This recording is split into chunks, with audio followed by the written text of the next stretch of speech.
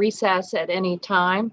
As a reminder, members participating in the hearing remotely should be visible on camera throughout the hearing. As with in-person meetings, members are responsible for controlling their own microphones. Members can be muted by staff only to avoid inadvertent background noise. In addition, statements, documents, or motions must be submitted to the electronic repository to scc.repository@mail.house.gov. Finally, members or witnesses experiencing technical problems should inform committee staff immediately. And also at the outset, I'd like to wish our colleague, Congressman Dan Crenshaw, wish him well and let him know that we really look forward to his swift return. So good afternoon, and thank you all for joining this remote hearing. Today we'll discuss the physical, economic, and health impacts of the climate crisis and the costs of inaction. I now recognize myself for 5 minutes for an opening statement.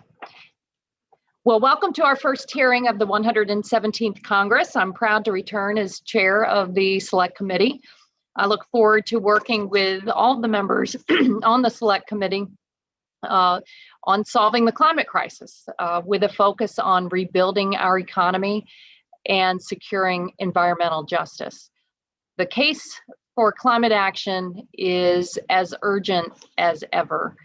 The consequences of inaction are too costly to bear. In just the first few months of 2021, we've seen the impact of extreme weather on infrastructure that is aging and fragile. Deadly winter storms knocked out power and water in Texas and across the South, tragically killing more than 100 people. Western states are facing historic drought with the water shortages and risk of wildfires that come with it. And on the East Coast, increasing rainfall impacts put dams and water infrastructure at risk for catastrophic collapse, as unfortunately I've seen very close to home at the Piney Point gypsum impoundment on the edge of Tampa Bay. The science is simply undeniable. In the past 2 decades, we've experienced the 10 hottest years ever on record, with 2020 near the top of the list. And as temperatures keep rising, we'll continue to face incalculable loss of life and property that follows these climate-fueled disasters. Monster storms, destructive wildfires, persistent droughts, and extreme flooding. These risks are upending small businesses, and they're harming our economy. They're threatening industries like agriculture, real estate, healthcare, and manufacturing. Climate change also impacts the health of the American people. Worsening air and water quality, infectious diseases, and increased extreme weather affect mental health and well-being. Workers whose jobs expose them to the elements, from farmers to construction workers, are at increasing risk as temperatures continue to rise. Increased levels of air pollution in communities of color correlate with higher levels of asthma and other respiratory diseases. Fence-line communities that experience greater exposures to toxins and other pollution every day are at greater risk when storms spread contamination across their neighborhoods. Communities of color, which have experienced longstanding racism, systemic inequities, and disinvestment, are on the front lines of the climate crisis. It's a reality we must reckon with as we move forward.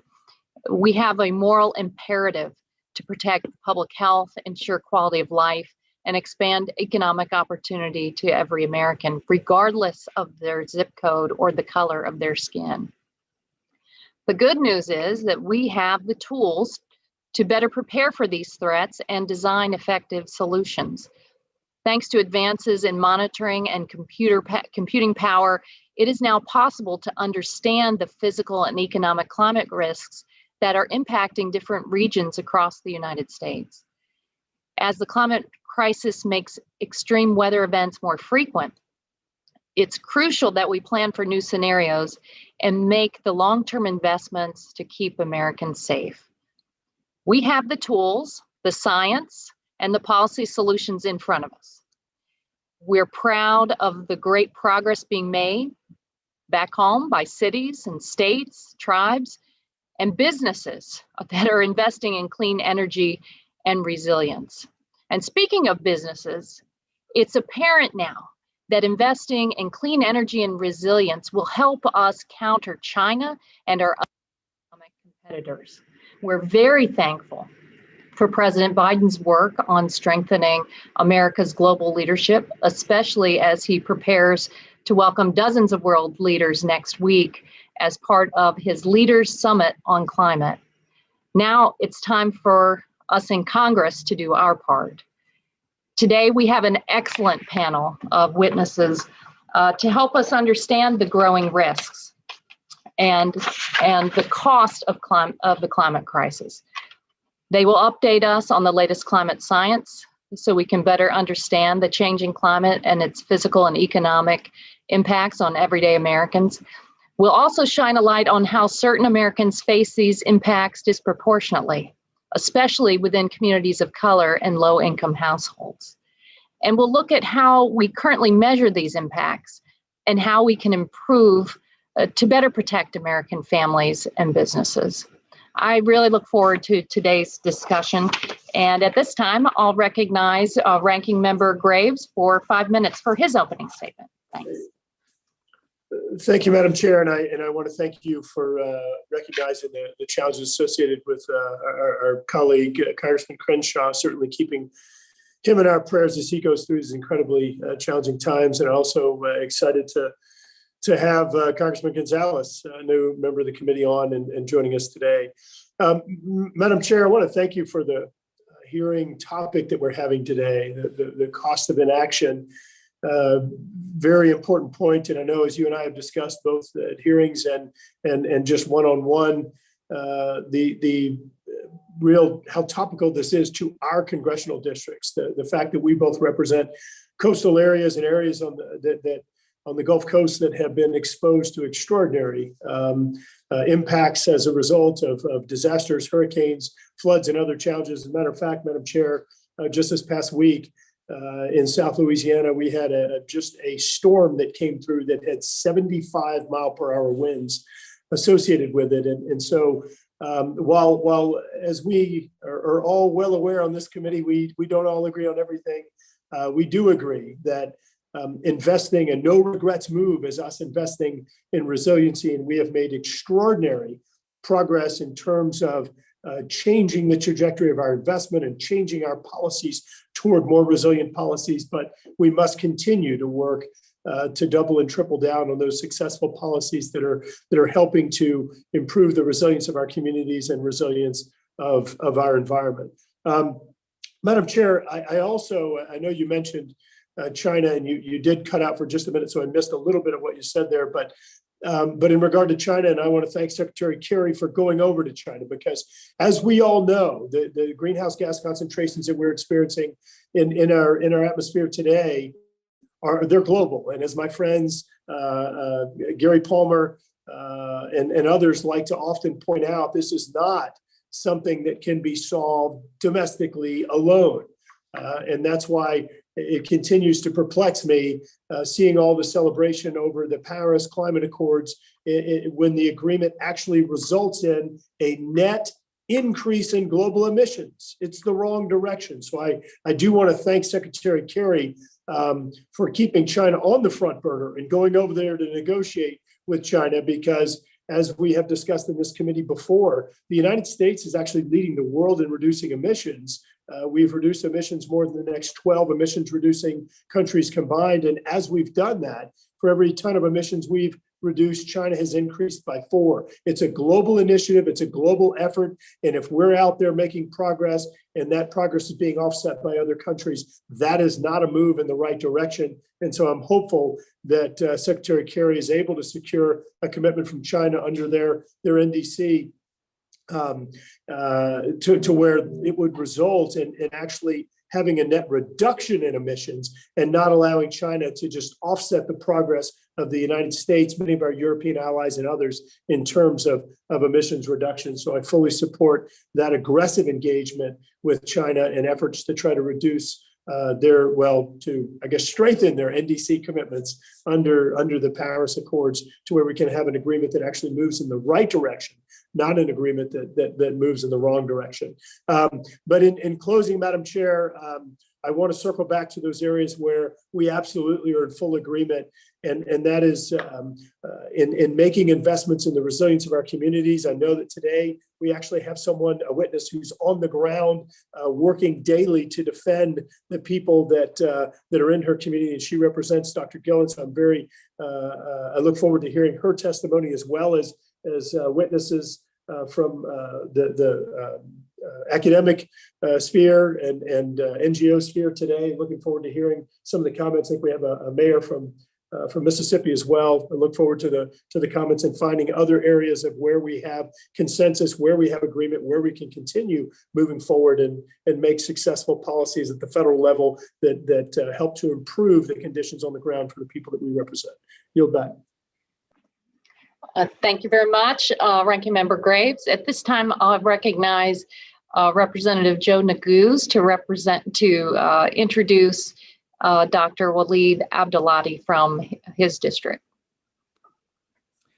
Thank you, Madam Chair, for your indulgence. I appreciate that. And it's, of course, a privilege and an honor to be able to introduce my constituent, Dr. Waleed Abdulati, who is the director of the Cooperative Institute for Research in Environmental Sciences at the University of Colorado, Boulder, my alma mater. The doctor leads a team of more than 800 scientists who work in collaboration with the National Oceanic and Atmospheric Administration to study issues related to weather and climate change at Earth's poles, air quality and atmospheric chemistry, water resources, and solid Earth sciences.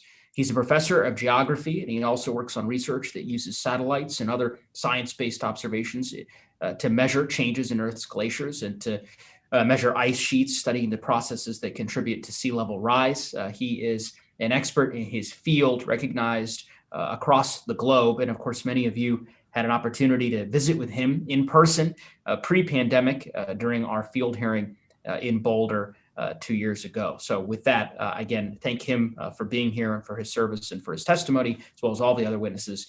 And I would yield back to you, Madam Chair. Thank you again. Thank you, Rep. Neguse. Dr. Abdulati, you are recognized for 5 minutes.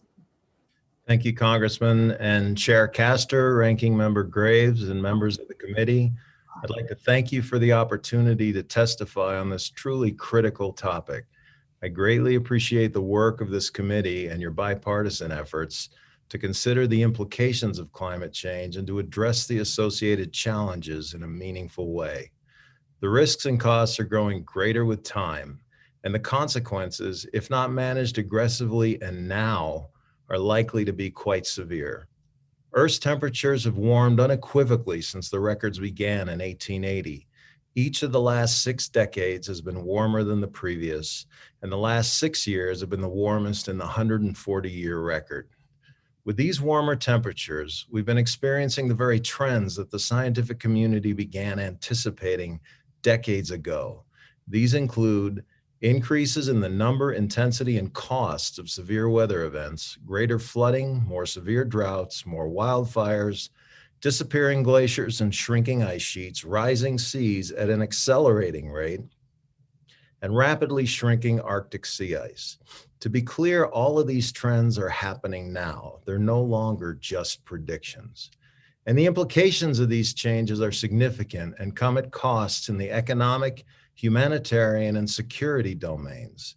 Among the impacts we face are continued increases in extreme weather and its costly consequences, inhibited economic growth, reduced water availability for agriculture, energy production, industry, and the environment, dangerous health effects, harm to the interests of indigenous people, degradation of outdoor recreation environments, destruction of critical ecosystems, loss of biodiversity, food and water insecurity, infrastructure damage and deterioration, damage to high-risk coastal communities in particular, or damage and high risk to coastal communities in particular, high adaptation costs, forced migration in the case of climate refugees, political, economic, and humanitarian instability posing national security risks, impact to military operational capabilities, and so much more. It's a long list. I haven't touched it all.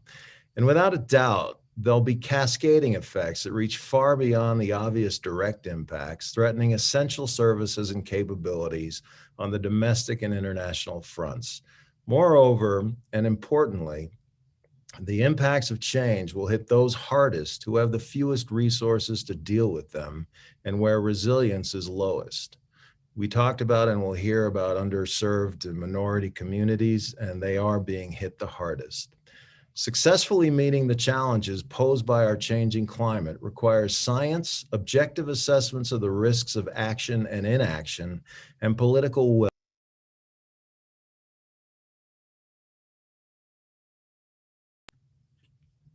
Sorry, I got muted. Can you hear me? Okay. It also requires a long-term view, as the founders had, that hard choices must be made today to ensure the success of generations that follow us. On the scientific front, the science community, which has worked diligently to understand the mechanisms, manifestations, and implications of climate change, will be critical in providing guidance for addressing changes going forward.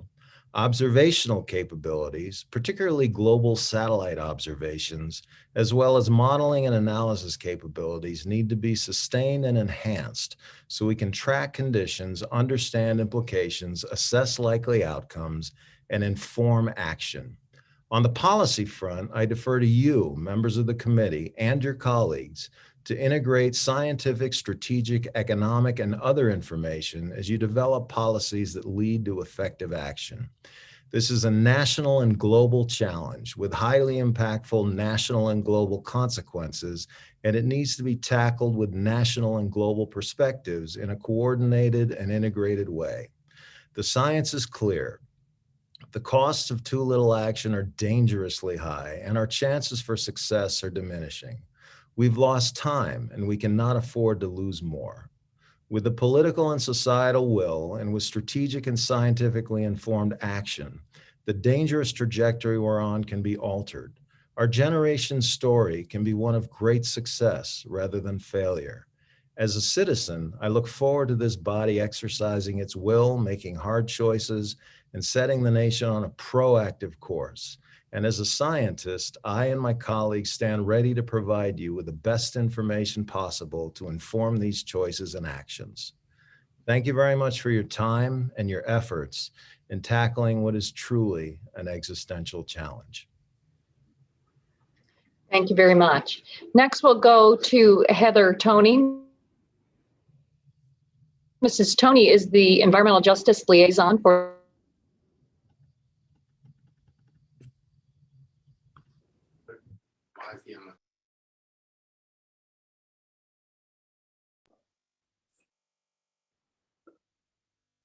Mrs. Toney.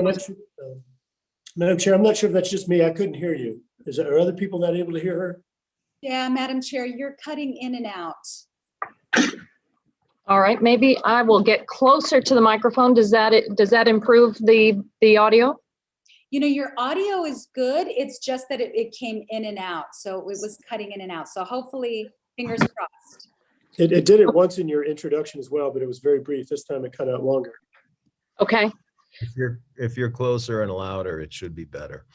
All right, I'll do that. And because I want you all to hear about the terrific Heather Toney. So I'm going to do this again. Mrs. Toney is the Environmental Justice Liaison for the Environmental Defense Fund and Senior Advisor for Moms Clean Air Force, where she led the national field team and the Moms and Mayors program. She served as the first African-American, first female, and youngest mayor of Greenville, Mississippi. And in 2014, Mrs. Toney was appointed by President Obama to be the regional administrator for the Environmental Protection Agency's Southeast region, where she served until 2017. Ms. Toney, welcome. You are recognized for 5 minutes. Thank you so much, Chairwoman Castor and Ranking Member Graves. Members of this committee, thank you for prioritizing the need for bold action on the climate crisis by hosting this hearing. As this committee is comprised of members under no disillusionment about the existing climate crisis we face, I will cut straight to the chase. For every moment that our country delays response to this emergency, we become more and more responsible for the business livelihoods lost and families destroyed because we failed to act when we had both the science and the facts to back our actions. What's worse is that inaction will multiply the climate-based impacts to communities of color and marginalized communities fighting simply to experience the equal access to elements necessary for life: breathable clean air, drinkable water, and non-toxic land. There are so many overlaps of social justice inequities and climate such that inaction is inconceivable. I'm a wife, a mother of three, a former mayor, and a former regional administrator for EPA, but I'm triggered by the fact that I see voting rights suppressions enacted that disproportionately impact people of color. Yet study after study shows us that Black and brown people are more likely to vote for climate policy. I am praying daily for the safety of my Black American husband and sons because I know that the science shows us we're going to continue to experience an increase in violence related to warming, and there appears to be an attack on African American men, particularly in urban areas and heat islands. I live in Mississippi and I monitor the schools my children attend because I know that extreme heat impacts education, and data shows us that those who live in heat impacted areas perform worse on tests than others who do not. So climate justice impacts every aspect and none of us can afford inaction. I must also stress that mayors and local officials don't have the luxury of inaction. When the fire department is unable to pump water to a fire, homes and businesses burn. And when traffic lights cease to work and oxygen tanks stop pumping, people die. So local communities require bold, mandatory action and climate action as a means of safety and protection. And this responsibility should be shared by government, regulators, and business industry alike. Now, EDF is currently conducting a research series entitled Understanding the Cost of Inaction on Climate Change and studying the near-term cost of climate inaction. And each report crystallizes for us the fact that not only is climate change devastating local communities and economies, but already overburdened communities are bearing the brunt of this cost. Climate costs are growing rapidly and will be felt over the next 10 to 20 years in addition to the next 50. And there's no question that extreme weather impacts Black and brown communities worse than any other demographic in the nation. In our most recent report on the state of North Carolina, we found that over the last decade alone, the state experienced 4 major hurricanes at a cost topping $1 billion of combined crop and livestock loss after Hurricane Florence alone. But to make matters worse, studies conducted by Rice University and the University of Pittsburgh show that predominantly white areas realize an increase in the average wealth post-disaster versus minority communities that see noticeable wealth decrease. And inaction is further compounded with the onset of coronavirus and the looming threat of future pandemics as a result of climate change. So not only are people fighting a pandemic in the middle of a climate emergency, we're having to do it within a system of structural racism and inequity. Recently, EDF and Moms Clean Air Force signed a letter in support of Rise St. James as an action, calling on the bank to cease financing of a Formosa project in the St. James Parish in Louisiana. Not only is the project dangerous and unnecessary, but it continues to perpetuate inaction on calls for environmental justice, particularly for communities on the front lines of pollution every day. And I often think about Moms Clean Air Force organizer Columba Sainz in Phoenix, Arizona. She's a mother of 3, but she explained it best. She said, energy poverty is real. People in the lowest income group spend the most on energy, and the hotter it gets, the more it costs and the more we need. Who can afford to pay over half their paycheck on air conditioning in the middle of a pandemic and a heat wave? So we often quote saying that we're all in this boat together, so let's make sure we're all rowing in the same direction, but I disagree. We're in the same storm, but we're not all in the same boat. Some of us are in rowboats while others are in yachts. Some of us are sitting on aircraft carriers while others are just bobbing along on a floaty. Whatever our mode of traversing this storm, none of us can afford inaction, and the failure to acknowledge this fact in and of itself is inaction. It's a choice to ignore the others in the storm. And justice and equity require a new focus on urgent action with an eye towards funding the scientific research and ground infrastructure necessary to respond in a manner that demonstrates a societal commitment to righting the imbalance. I look forward to answering the questions of the committee. Thank you. Thank you very much. Now I'm pleased to recognize Representative Buddy Carter to introduce Dr. Sean Gillen. Rep. Carter. Thank you, Madam Chair. Sean Gillen is the city manager of Tybee Island, Georgia. Tybee Island is located in the 1st Congressional District of Georgia, where I have the honor and privilege of representing, by the way. Mr. Gillen grew up in Western Illinois and went to the University of Iowa, where he played on the Hawkeyes football team. While part-time coaching at Monmouth College in Illinois, he decided to run for mayor of the city of Monmouth. He spent 4 years as mayor there, beginning his career in public administration. Since then, he has spent time in Kentucky, Minnesota, and in Doraville, Georgia, helping manage cities. He holds a PhD in public administration and sits on as a faculty member of Walden University. In 2017, Mr. Gillen came to the 1st District of Georgia to be the city manager of Tybee Island. He's done a fantastic job as city manager and has been a great partner. Specifically related to the business of this committee, my office and Tybee Island have worked together on beach nourishment, FEMA grants, and other ways to build up the resiliency of the island. The city of Tybee Island has taken responding to rising sea levels and hurricanes very seriously, and we're very appreciative of that. It's a model for cities across the country that are trying to prepare for those situations. Welcome, Mr. Gillen. We appreciate you joining us. Thank you, Rep. Carter. Dr. Gillen, you are recognized for 5 minutes. Thank you, Representative Carter. Madam Chair and committee members, thank you for inviting me here today. As Representative Carter said, my name is Sean Gillen. I am the city manager of Tybee Island, Georgia. I would like to speak with you today about some of the steps that the city of Tybee Island has taken to address the current and future impacts of climate change on our beach and within our community. In each of the past 5 years, Tybee Island has been impacted by hurricane activity in the Atlantic. In 2016, Hurricane Matthew caused massive wind damage and flooding damage. Less than 12 months later, Hurricane Irma hit Tybee Island, flooding nearly 700 homes and disrupting numerous businesses. Tybee Island has saw impacts from hurricanes Michael, Florence, and Dorian during that time frame. In 2016, Tybee Island completed a sea level rise adaptation plan. During the process of completion of that plan, we looked at tidal gauge data from 1980 to 2015. We discovered that the frequency of tidal events in excess of 9.2 feet has steadily increased. This translates to more frequent flooding of the one road on and off Tybee Island. From 1935 to 2010, the tidal gauge at Fort Pulaski has recorded approximately 10 inches of sea level rise.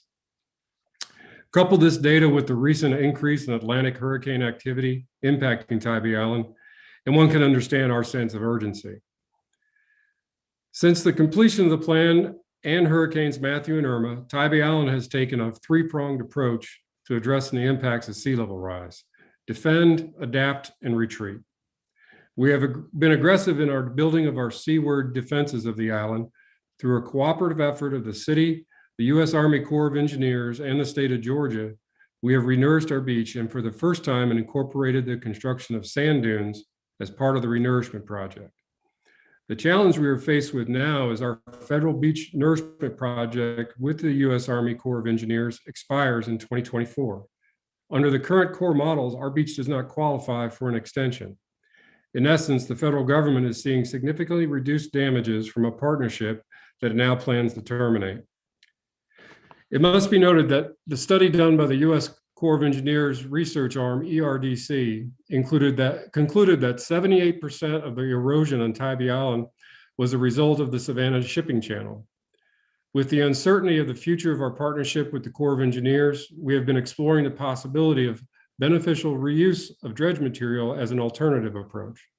This is a less than ideal approach, the one that we're forced to pursue. As successful as we've been in defending the seaward side of the island, we struggle with the marsh side. Through a National Fish and Wildlife grant, We are studying how to defend the city from flooding from the marsh side of the island. The results of this study will likely call for innovative approaches to help us adapt to serious flooding that has occurred in the past. We are currently adapting our island by raising houses above the flood level. The city has achieved a rating of 5 in FEMA's community rating system and offers our residents a 25% discount in their insurance premiums. We've also been successful in procuring FEMA hazard mitigation funding to move forward with the raising of 12 homes. We're waiting to hear from FEMA if we're receiving grant funding for 49 additional homes. We're entering our 4th year of this process. And as you can imagine, the homeowners are getting anxious, as are city leaders. Increasing the speed and efficiency of these grant programs will go a long way to helping cities like Tybee Island adapt. Speed and efficiency of the approval process are not the only improvements that could be made. We also need increased flexibility of the program to allow for the purchase of properties where frequent flooding occurs, turn these properties into green space that can absorb the flooding waters and make the city more resilient to frequent flooding events. Retreat can only work if we have a partner in the U.S. government to help us get over the financial burden of this that a city like Tybee Island could never afford. Regrettably, the federal government's investment in resilience is much less than it should be. Cities will be the leaders in climate adaptation, and the federal government needs to provide them with technical and financial assistance to implement solutions that are based on sound science. Our defend, adapt, and retreat approach means we'll be able to absorb a blow and bounce back quickly. This is how we define resilience on Tybee Island. This will only be possible with a continued partnership with the U.S. Army Corps of Engineers and FEMA, as well as our partners in the state of Georgia. I thank you for allowing me to speak today on behalf of my community, and thank you, Madam Chair. Thank you, Dr. Gillen, and you'll be pleased to know that Representative Carter has frequently briefed us on the challenges with Tybee Island. Next, we'll go to Congressman Sean Caston to introduce Dr. Michael Greenstone. Thank you so much. It's a pleasure to be here and really an honor to introduce Dr. Michael Greenstone, fellow Illinoisan, a friend.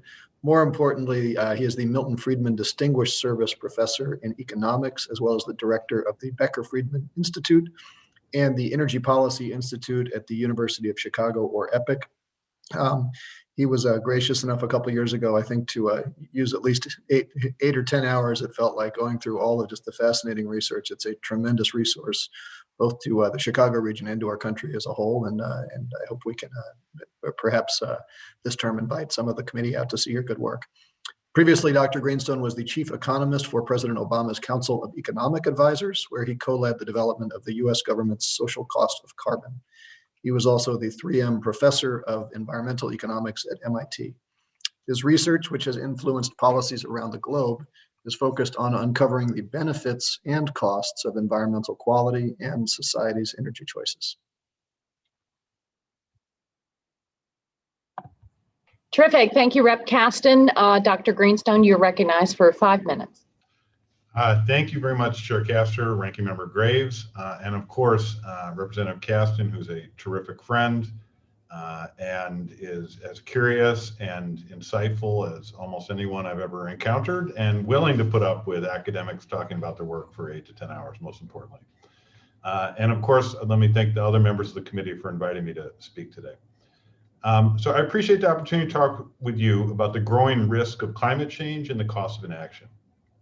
I think the best way to measure the monetary costs of inaction is through a number that's known as the social cost of carbon, or the SCC.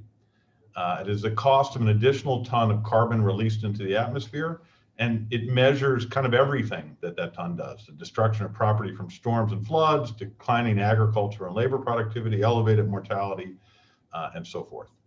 By capturing the cost of climate change, the SCC allows for the calculation of the benefits of regulations, which are necessary for cost-benefit regulation. But critically, the SCC can also be used to determine an efficient price for market-based policies for combating climate change, such as a carbon tax or cap-and-trade system. Those approaches unleash market forces that uncover the least expensive ways to reduce emissions, thereby minimizing the cost to the economy, kind of a cheapest ton approach. Regardless of the policy approach used, the social cost of carbon, or SEC, based on the best available science and economics, best serves the interests of the American people. So let me give you some history. As a chief economist for President Obama's Council of Economic Advisors, I co-led the creation of the original government-wide SEC in 2010, which eventually landed at $51 per ton. The Trump administration subsequently lowered the SEC to just $4, failing to justify it with science or economics, and then used it to roll back key environmental regulations. The Biden administration has since returned it to $51 on an interim basis while they evaluate recent advances in understanding. To fill the gap that was left by the Trump administration's actions, I co-founded the Climate Impact Lab in 2015. Its aims are to return the SEC to the frontier of understanding and illustrate how climate change will impact people and communities. Our first results relate to climate change impact on mortality, finding that continuing on a high emissions trajectory that raises global temperatures by about 5 degrees C at the end of the century would increase global mortality risk by about 85,000 deaths per 100,000 people. That's that's somewhere in between the current mortality rate from cancer and infectious diseases. In the United States, the risk would rise by about 10 deaths per 100,000. That's about on par with auto accidents.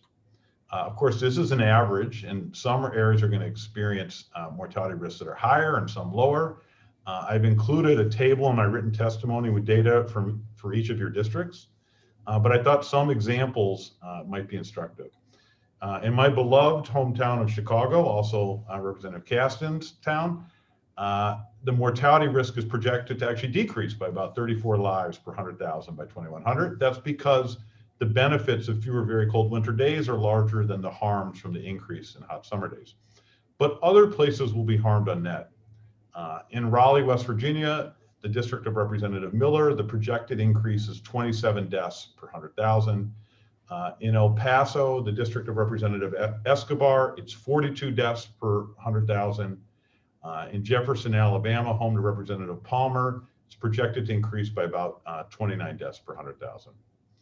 However, and this is a really important point, the level of emissions is not a law of physics or did not come down in the 10 Commandments. It's a reflection of policy choices. And bringing global emissions down to moderate levels, say 2.6 degree C increase by the end of the century, not even as low as the Paris Agreement's long-term targets, would reduce the mortality risk globally by about 84%. And in the United States would make it almost entirely disappear. Our findings also show, importantly, that the release of an additional ton of CO2 will cause about $37 worth of mortality damage, nearly 20 times larger than the mortality costs that are embedded in the current social cost of carbon, underscoring the really critical need to update this metric. As the Biden administration updates the SEC, I recommend several changes, including one, recognizing the profound changes in capital markets that would lead to using a discount rate of no higher than 2%. Two, the SEC should rely on modern climate models and estimates of damages from climate change.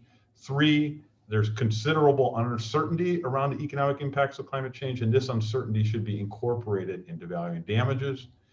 And four, climate impacts are projected to be highly unequal, and the SEC can and should reflect this inequality. In summary, the social costs of climate change have the potential to be large, both in dollars, measured in dollars, or measured in human well-being. However, robust climate policies guided by a scientifically and economically sound SEC would lay the foundation for extraordinary improvements in human well-being. Thank you for the opportunity to share my views today. I look forward to any questions that you might have. Thank you. Well, thank you very much. And I want to thank all of the witnesses for your very insightful and frankly, I have to say disturbing testimony today, but that's what we asked for. We want to get a handle on this. So I'll recognize myself for 5 minutes for the first question. Dr. Abadali, you really laid out the escalating impacts of extreme weather events, kind of a glimpse into the future as well. We know that we must be prepared at the federal level with the tools to understand and monitor the rising temperatures and all of the related impacts, where are the most important areas to invest in climate science from your point of view going forward? Well, in the simplest sense, it's observations and modeling, but it's a little more involved than that. One area, and this isn't just because it's my expertise, but satellite observations of the Earth. This is, as has been said, a global challenge, but with implications on regional and local scales. So we need to look at the Earth as a system, the interactions of the components, both the different physical components with one another, but also the spatial interactions. You know, when we look at imagery that shows the pollution from China blowing over to California, that's impactful. It helps us understand the transport processes. So looking at the Earth as a system, and the most powerful tools for doing that are in our satellites, is one area. Another is investments. It may seem simple, observations and modeling, but another is investments in modeling capabilities, so that we can take those data, understand the processes, and improve our predictive capabilities. But I think structurally or institutionally, one of the biggest challenges is ensuring that agency missions are clear and incorporate climate as part of their missions. There are lots of gaps in the areas of satellite observations. We have NASA developing exquisite observing capabilities, but there's nobody there to pick up the baton for sustained monitoring of change. And so that needs to be built into the missions. There is in the modeling framework, if I look at NOAA, the agency I partner with, historically it's vacillated, but a lot of its mission has been tied to weather, improving weather forecasts, other things, oceans, fisheries, etc. But climate has kind of come and gone from the mission, and it needs to be squarely in the mission assignments at USGS, at NOAA, at NASA, with all the roles appropriately assigned and the resources that go with them. And the last thing I'll point out is a lot of this is addressed in the president's budget request. And I think that the stage has been set, or the opening offer or request has been made, and I understand that Congress deals with trade-offs that I'll never fully comprehend, and there are budgets to balance and other issues to deal with. But as particularly Dr. Greenstone said, but also other witnesses, there are real costs to not doing this. So I believe that dollars invested save far more dollars than they cost. So those are the areas that I would recommend, and the president has requested them, and all I will say is, in my view, as a scientist and a citizen, it's well worth the money. Thank you very much. It's interesting, right before our hearing today, I was looking at NOAA satellite data of Tampa Bay to determine where that toxic wastewater that from the overflow and breach at a phosphate mining gypsum stack was flowing into Tampa Bay. So I'm with you on the NOAA satellite investments. Mrs. Tony, we know that from your testimony and the research that this committee has done, we hear day in and day out, the climate crisis hits Black and Brown neighbors harder, compounding existing in health and economic disparities. Where do you think are areas for federal investment moving forward to counteract the rising costs and impacts of climate? Well, I absolutely agree that we have to look at all of the different ways that we can find and identify the air pollution and any pollutant, and that includes our satellites that we're working on, satellites across different agencies, as well as nonprofit organizations and educational institutions, and also on the ground monitoring. But I also think that it's very important to engage the community and work specifically with and alongside marginalized groups that have been trying to do this work but have not been afforded the same resources. So it's one of the reasons why we work very hard to make sure that we're working right alongside marginalized Black and Brown communities communities that historically and systemically have not been afforded the same opportunities, but need those resources, and we need to understand from those perspectives. So to the extent that from a federal perspective, we can encourage that, absolutely. The more data we get, the better the solution we can provide. Thank you. Next, I understand we're going to go to Congressman Armstrong. You're recognized for 5 minutes.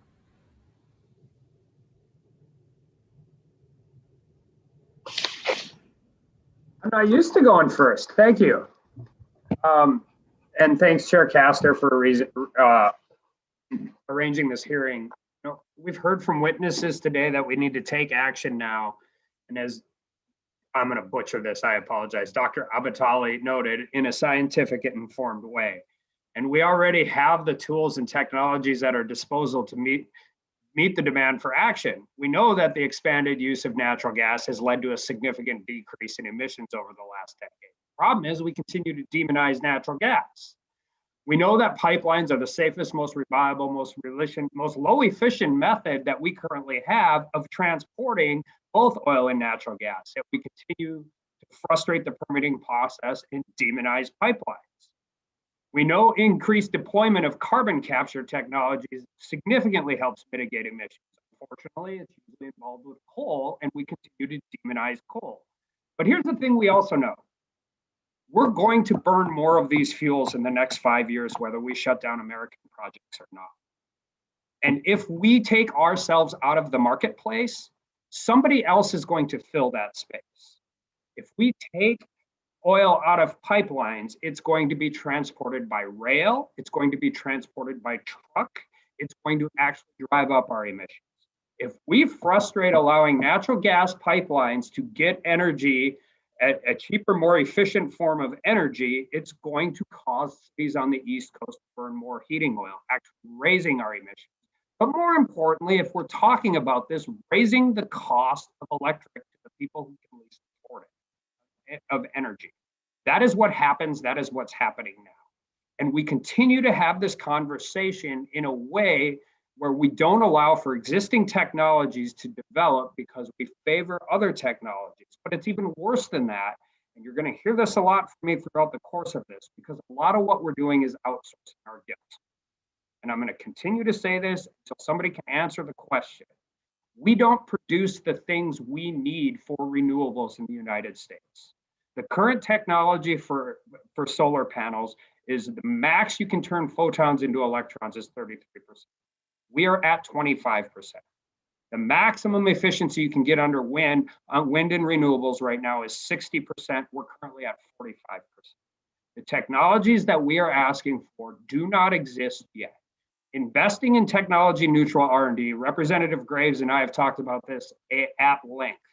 As long as we are driving down carbon prices, increasing efficiency, there are things we agree on. We can agree on more energy efficient windows. We have ways to do this. We can utilize infrastructure when we're building out highways and dealing with those issues and working on carbon capture in areas of technology. But you can't have a 45Q program that doesn't involve enhanced oil recovery because the economics simply don't work. And we're going to continue to do these things. We're going to do it. We're just going to rely on lithium from other countries, cobalt from other countries, rare earth metals from other places. And we're going to continue to push this problem overseas so we don't have to talk about it at cocktail parties when we're here. That's what's going on. That's where we're at. That's how we're continuing to move forward. So I am listen, I come from a place where we produce a ton of oil, a ton of natural gas, a ton of production agriculture. I've never met anybody in my state in any of those businesses that doesn't want clean air and doesn't want clean water. But we have to continue moving forward with technologies that exist, investing in areas where we can be part of the solution and not part of the problem. And I think the very first place where we could actually hopefully come to some kind of bipartisan agreement is in how we get infrastructure into the ground. Because this is one of the things that I've learned over the course of this. If we want to stop permitting for pipelines, that's fine. It's not, but the hardest thing to permit is a highway. It takes 10 years. Raising access to capital for these types of things and shortening the permitting process process, investing in these infrastructure things. And we heard this during the last Congress. You think it's hard to get a pipeline through a neighborhood? Try and get a high voltage transmission line to a renewable energy source through a neighborhood. We have ways we can do this. The United States has led in reducing emissions over the last 5 years. We will continue to lead moving forward, but only if we're talking about doing this in reality and in the areas in which we can utilize existing resources that we have in the United States in order to help drive down climate emissions. And with that, I will yield back. Thank you very much. Next, we'll go to Representative Bonamici. You are recognized for 5 minutes. Thank you so much, Chair Castor and Ranking Member Graves. Thank you to our witnesses. In the Pacific Northwest, climate change is not a distant threat. It's our reality. And like Dr. Abdalati,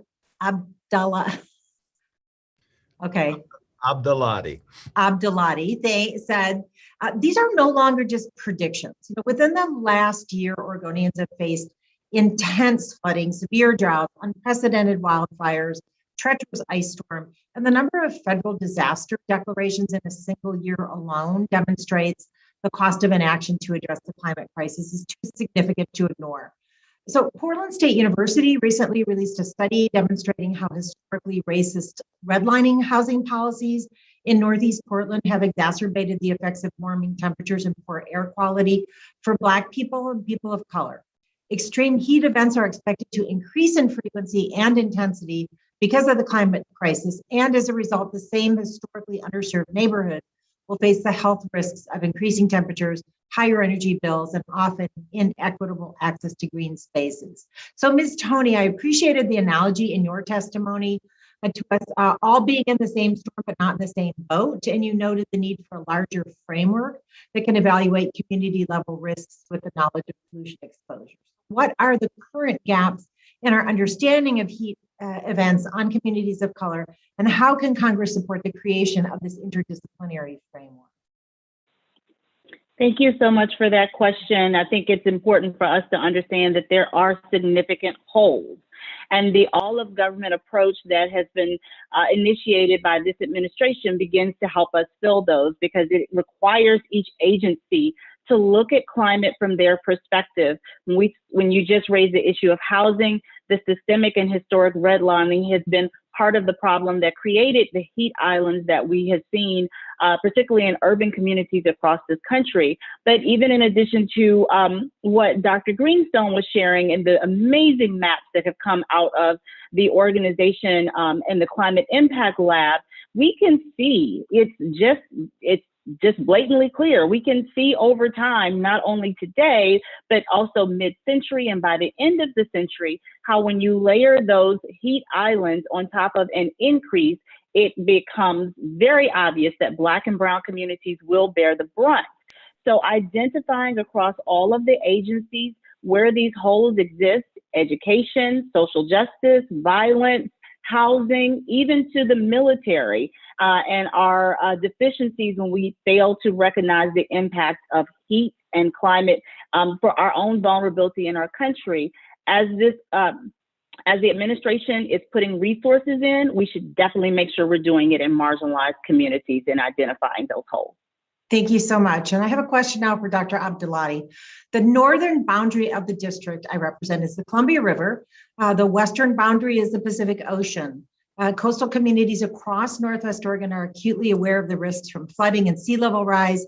The increasing presence of high tides provide us with a glimpse into the future if we fail to reduce emissions. So in your testimony, you noted some of the challenges in projecting future sea level rise, but also maybe the costs from adverse effects on infrastructure and property, disruption to livelihoods, cultural identities, interests of indigenous communities, for example. So how can Congress increase and improve the communication of the socioeconomic effects of sea level rise and coastal flooding? You know, that's a real challenge. I appreciate the question, and a lot of it is in the framing. And I frankly, to some degree, have faulted my own community for, focusing on the negatives. And if you don't do this, and if you don't listen to us, and if you don't do that, you're in big trouble. People who are opposed to mitigative actions or adaptive actions or understanding the consequences we're facing will tend to shrink from that. And it's not an inviting conversation about what do we do about this? How do we move forward? And I think from a communications perspective, bringing it home to individual areas, and I appreciated Dr. Gillen's comments because he lives it, he experiences it. I think making it personal facilitates that communication, but making it personal with a full awareness that it's not simply you have to do X to make Y happen.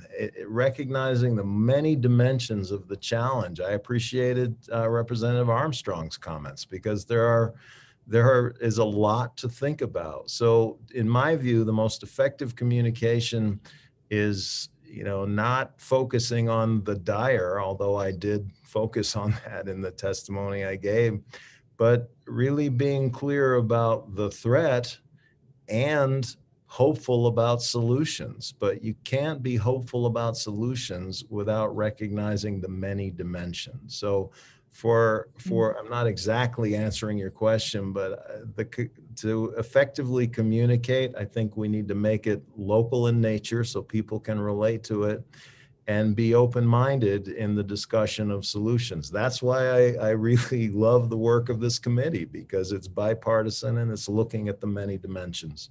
I appreciate that. Thank you. We just in the Science Committee had former Energy Secretary Moniz, and we're talking about regional innovations and solutions because, as we know, it's different across the country. Thank you very much. I yield back. Great. Representative Gonzalez, you're recognized for 5 minutes. Thank you, Chairwoman Castor and Ranking Member Graves for holding this hearing today, and to our distinguished witnesses for joining us.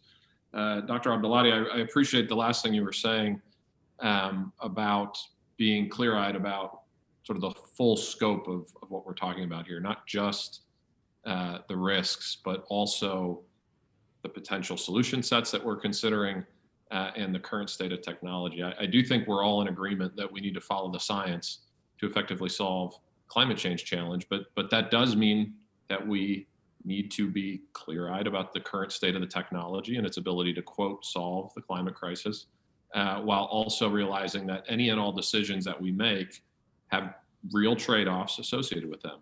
It is not true that this is somehow a political will question.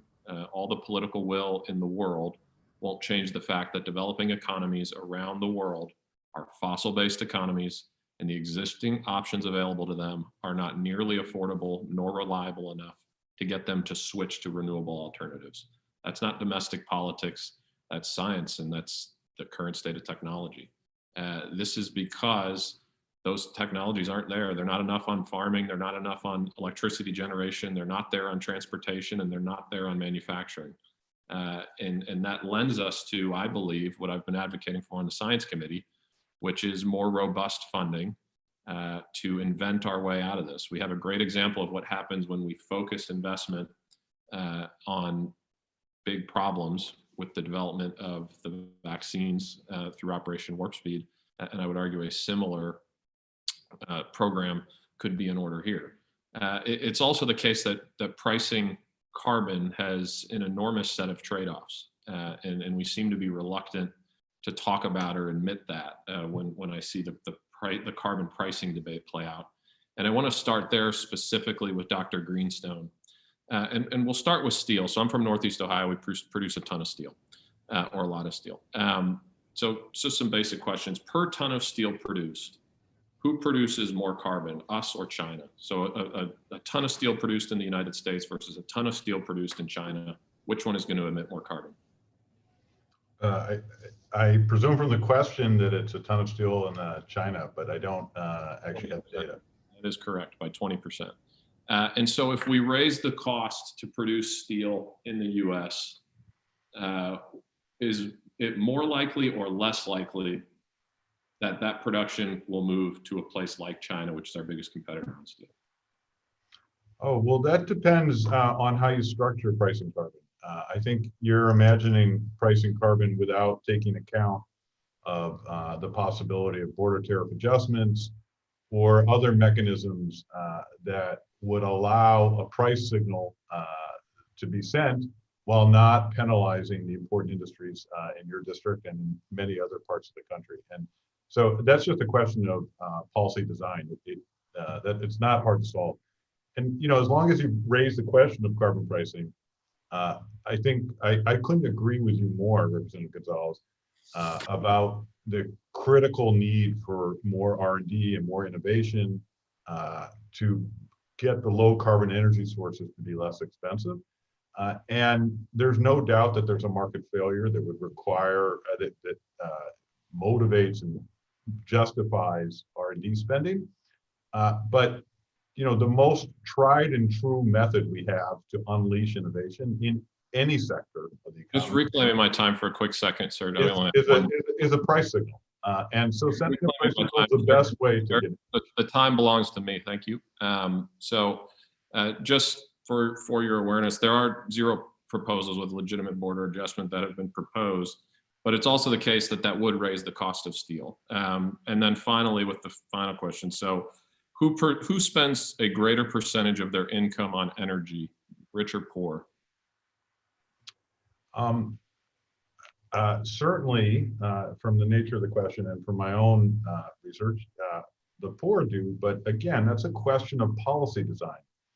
There are several proposals floating around Congress that would rebate money to low-income households that would more than fix up the inequitable or adverse distributional components of carbon price. So you're asking a question about a carbon policy. It doesn't have to exist. Sir, reclaiming the time. It's like a boogeyman. No, it's not like a boogeyman. It's absolutely not. So if you're going to raise the cost of carbon, you're going to price carbon and think you're going to distribute the dividend without any overhead being taken, and it's just a dollar for dollar trade. That's not a policy design question. I think it's living in fantasy land, if I'm being honest. There's always trade-offs associated with that. And we cannot implement a full federal bureaucracy to price carbon and do the dividend rebate without having certain trade-offs in that. That's always the case with tax policy. It's never a one-to-one trade-off. And with that, I yield back. Thank you. Thank you very much. All right, Rep. Huffman, you are recognized for 5 minutes.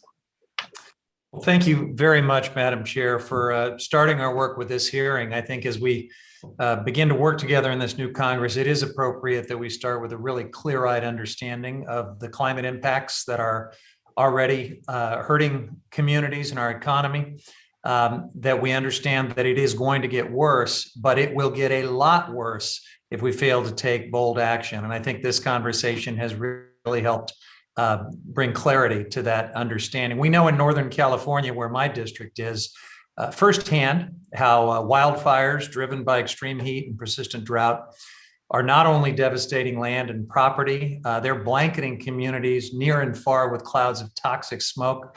Wildfires, unfortunately, in recent years have become just a fact of life, and they cause huge disruptions to the lives of many families, along with the destruction of infrastructure and property that you see on the news. And so, Dr. Abdulati, I'd like to start with you. You highlighted many of the changes in the climate system that are impacting our overall well-being now and are going to continue doing so in the future. Science can aid our understanding of risks and enhanced vulnerabilities to help us anticipate and adapt to these impacts. What progress are we making, though? And you alluded to this somewhat, but being able to understand climate risks at the local to regional scale so that we can inform planning and adaptation efforts. And how can the science inform our understanding of how this disproportionately impacts people of color and marginalized communities, particularly when it comes to what I just mentioned, the impacts of wildfire smoke? So to the second question, there's a lot of social science activity. I'm a physical scientist. There's a lot of social science activity that can be brought to bear on that question. And I think that requires investment as well, because the implications are tremendous and disproportionate.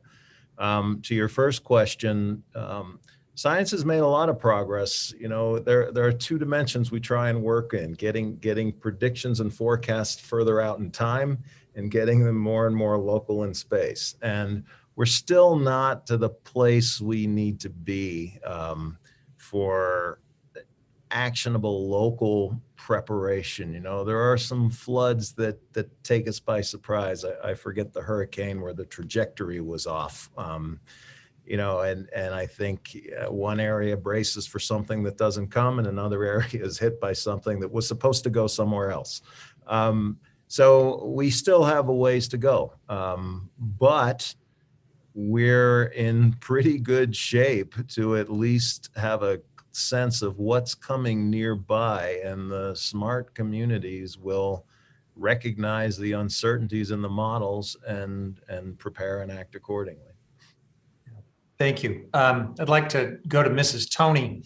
I was just talking about climate-induced wildfires and the severe impacts on air quality. It can be, I know firsthand from my district, it can be so hazardous that it's unsafe for children to leave their house, to play, to attend school without all kinds of elaborate protections. And at the same time, children and families all over our country these days have been stuck inside with remote learning. And you mentioned that children living in heat impacted areas really face a disproportionate negative impact to their education. So could you speak to how our climate crisis exacerbating these existing inequalities affects educational outcomes, and how can we design responsive climate policy solutions to ensure more equitable outcomes?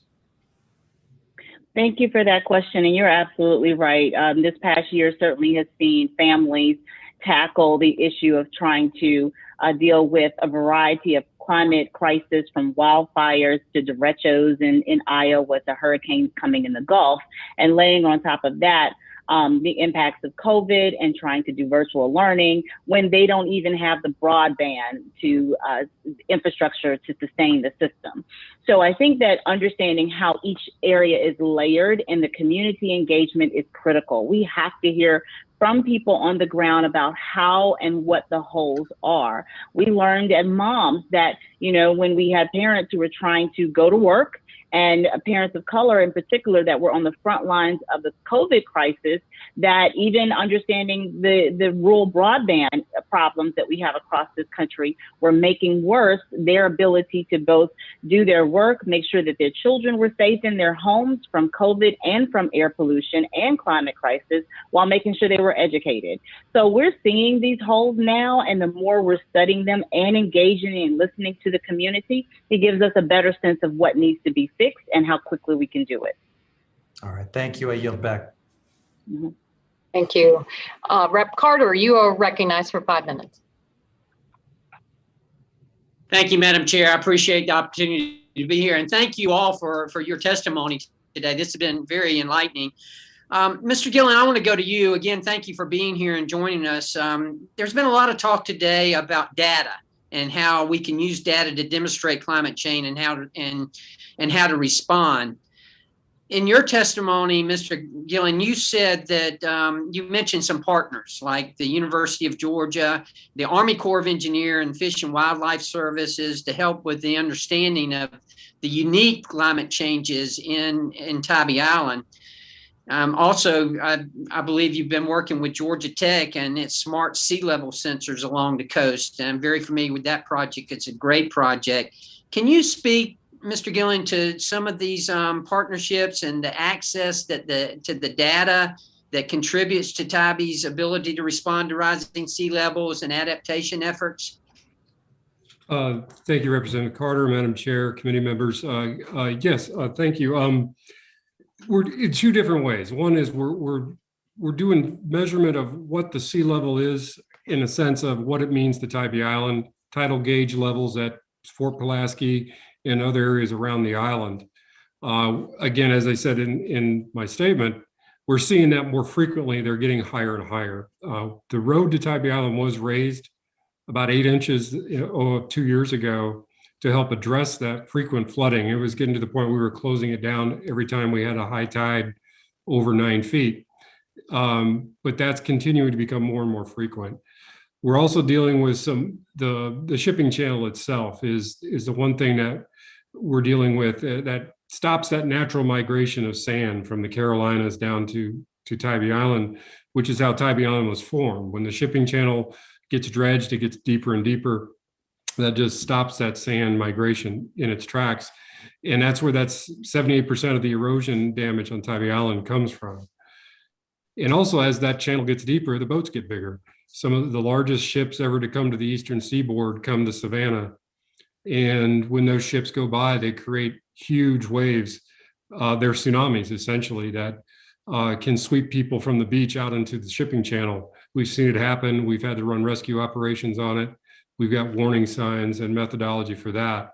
Through a partnership with UGA, we're placing several sensors in the channel, between the channel and the island, to try to gather some data on what those impacts.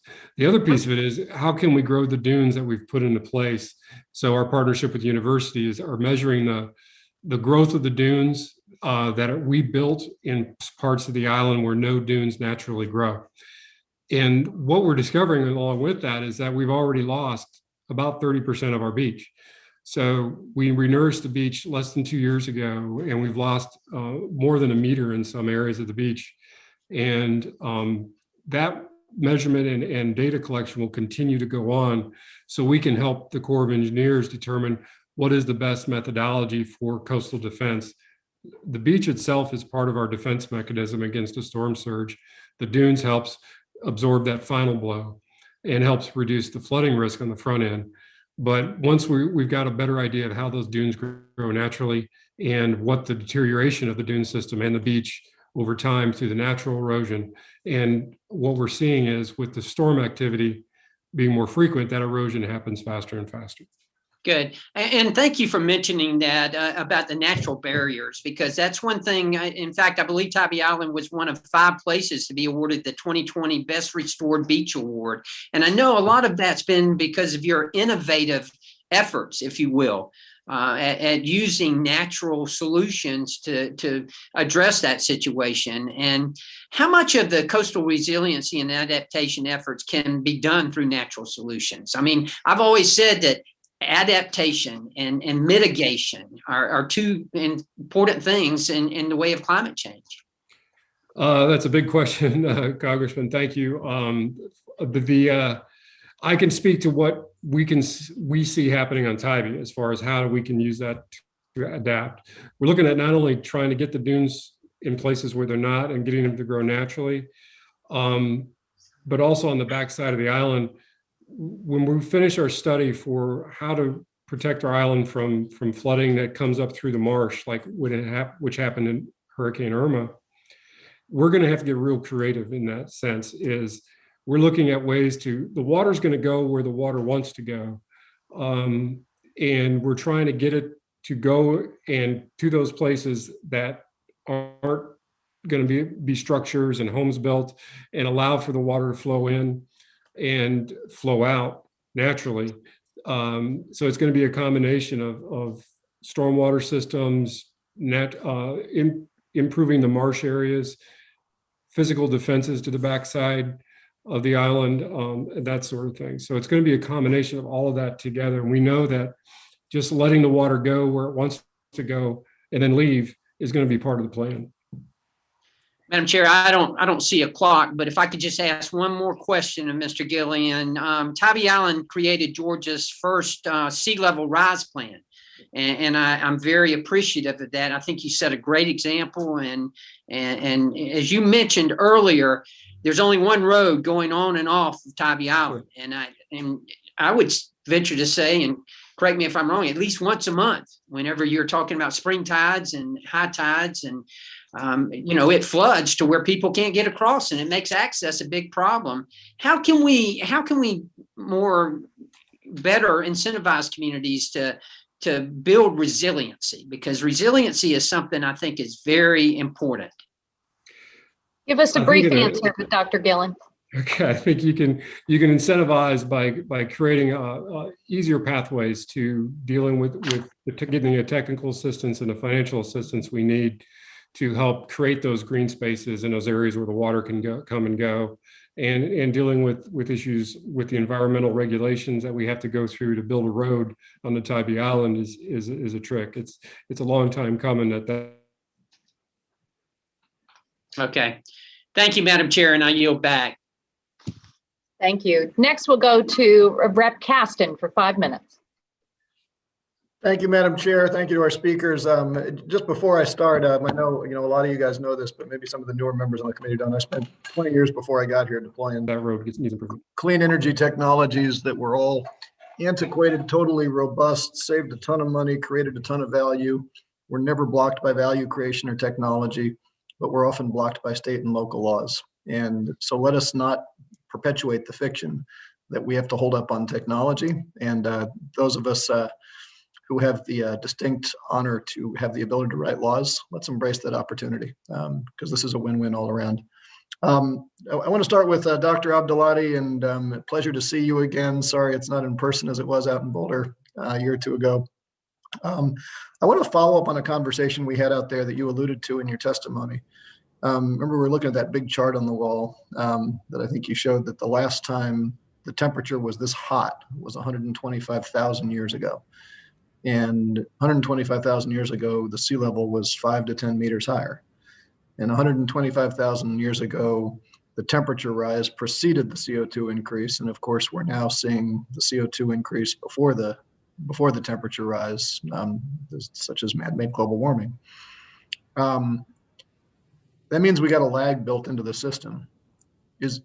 I don't often hear people talk about 5 to 10 meters of sea level rise being in things we should plan for, but is there any reason why that's not at least within the scenarios we should consider, since the last time it was this hot, that was where the sea level was? It's absolutely within the scenarios we should consider. The problem is, science by its nature is conservative, and it doesn't handle wild cards well. And so there's a wild card in the system, and that's the ice that's in the ice sheets. How rapidly is that gonna flow out?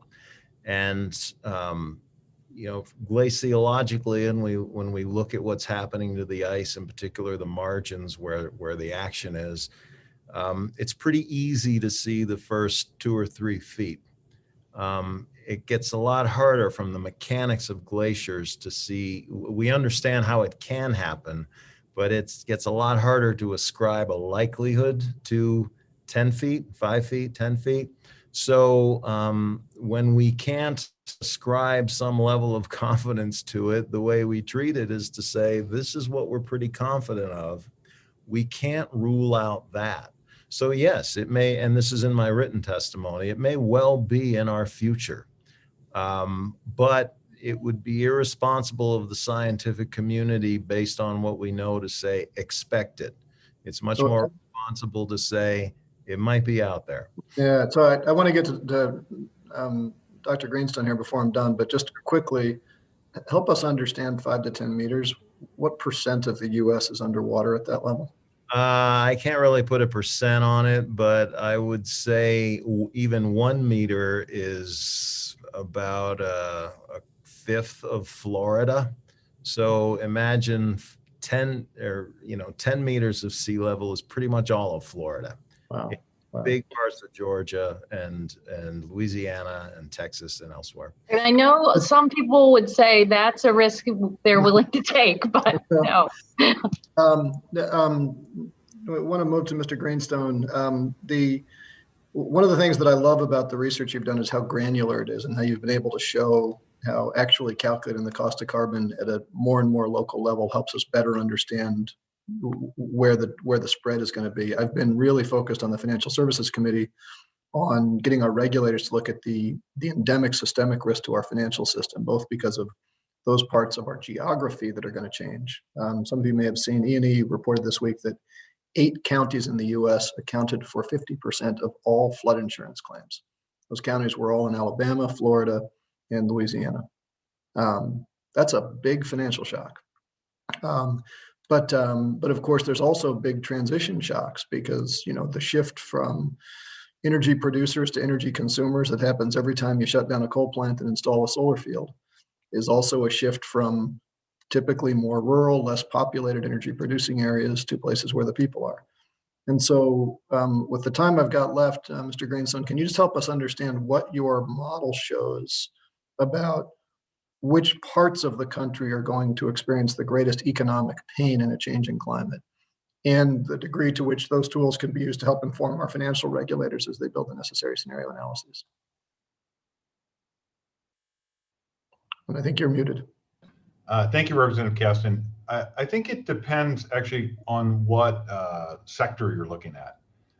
And so, you know, with some of the mortality numbers that I was talking about, the southern part of the United States, which already has very hot summers, those are the places where the costs are going to be the greatest. What's interesting is different parts of the country pick up different parts of the damages. I know Chair Castor has been very focused, and I understand why, on sea level rise. And I think, you know, there will be a series of conversations that will be held by all of you and your successors on, you know, it's almost unimaginable, but like which parts of the country we're going to let go, because we're not going to build a seawall over the entire Atlantic coast. And so there's parts of the Atlantic coast that are going to be hit very hard. Now, with respect to the Corn Belt, where you and I are from, I think there is also going to be really concentrated damages there. The best evidence is that the Corn Belt, which produces so much corn and soybeans, will basically become unusable for those crops. And so you'll have generations of families who have grown those crops and produce them for the American people, and the world will no longer be able to do that, and there'll be very large transition costs associated there. So it's a little bit hard to pinpoint any one place that is most exposed, partially because climate change is so multifaceted and will influence every element of our life, and some areas are going to be more in the bullseye than others on particular sectors of the economy. So I apologize for not having a single answer to your question. Well, I'd love to follow up, and I'm out of time, but we are thinking a lot about how can our regulators build scenario analyses to better understand these. And if you've got good tools and insights, let's continue the conversation. Thank you. I yield back. Thank you. Next, we'll go to Rep. Palmer. Rep. Palmer, you're recognized for 5 minutes. Thank you, Madam Chairman. We keep talking about sea level rise, and I'd just like to point out, if you look at the historical record, that sea level rose about 8 inches between 1900 and 2000. So over 1 century, an 8-inch rise, but the average annual sea level rise for the previous 210 centuries was 2 feet. And so we're well behind what we've seen historically. And as I pointed out to one of your colleagues at one point, that the climate does change, and that those are the things that we need to be preparing for. I also want to talk about something else that comes up in every one of these hearings, and that is injustice. But I want to talk about energy and economic injustice for all low-income people. As I pointed out several times in these hearings, and Madam Chairman, I can't wait till we get back to live hearings. This fear-based Democrat remote stuff has got to stop. But I grew up dirt poor in Northwest Alabama, and we couldn't afford, didn't have access to natural gas. We heated our home with a coal-fired heater, had a stovepipe that went through the exterior wall, and in the summertime, and Alabama gets really hot, all we had was a box fan and a window, in one window, not every window. So I understand what it means to live in a house that is inadequately heated and inadequately cooled, and how it impacts low-income families in terms of economic injustice for low-income families on energy. They already spend, the bottom 20% of wage earners spend 5 times as much of their disposable income for heating and cooling their homes. If you look at the average salary for Americans, about $56,000 a year, they spend 2.5% of their income on energy costs. And but families earning less than $20,000 a year spend almost 3 times, more than 3 times what, if you're below $16,000 a year, more than 3 times what the average salary is, just to keep their homes heated and cool. And that has an enormous impact on people. There was a study from the National Bureau of Economic Research put out a paper and found that as a result of hydraulic fracturing and the revolution that it created, particularly natural gas, that since the late 2000s, we have reduced the number of health-related deaths by 11,000. I mean, to consider some of the policies that are being pushed by my colleagues across the aisle, I hope you don't consider those people collateral damage, because that's primarily the elderly and low-income families. It's also an issue, I think, particularly targeting minority families. There's the city in Illinois, Pembroke Township, where there's 2,100 people live there. 80% of them are African American, and they don't have access to natural gas. They're having to heat their homes with propane and with wood-burning stoves. And Jesse Jackson and Al Sharpton and others are leading an effort to provide more access to natural gas. You're not going to do that without pipelines. And yet I can't find a single, in all the hearings we've had, I've yet to find a single Democrat witness that would support the efforts of Jesse Jackson to bring energy justice to that community. So it's very disturbing to me, the direction we're going. And in terms of this carbon pricing, I want to associate myself with my colleague, distinguished colleague from Ohio, Mr. Gonzalez, because he clearly has, the guy is brilliant in the area of economics and finance, and he has an understanding of the impact of the carbon tax. And it's shocking to me that Michael Greenstone does not know whether it's the United States or China that produces more steel. For your educational purposes, China produces 10 times more steel than the United States.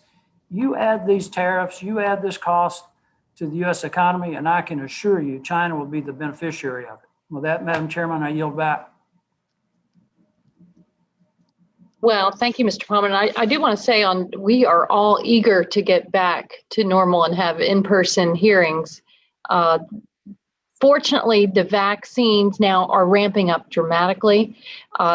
I know it's incumbent upon all of the members of Congress to get vaccinated, and we're waiting for that. And now the more good news is staff members are getting vaccinated. So that's the key to unlocking our in-person hearings. We're all eager to get there. So may I give one encouraging point on that end?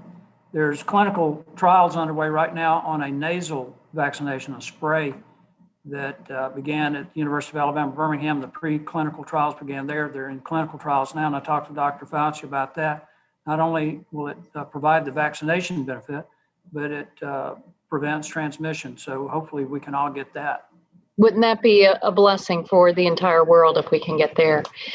So next, I don't see Rep. Naguse, so Rep. Levin, or excuse me, Rep. Escobar, you're next.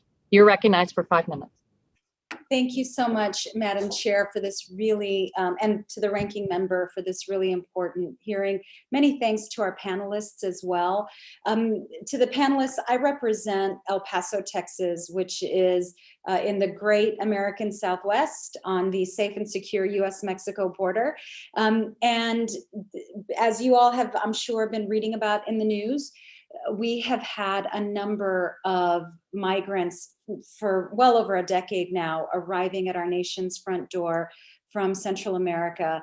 And as I've spent a lot of my time at home speaking with many of the families and the single adults and the children, one of the drivers of late, especially, I'd say since 2018, has been their inability to use their farmland. So many of them are facing famine as a result of droughts, lots of flooding in other regions as a result of storms and hurricanes, the recent hurricanes in their regions.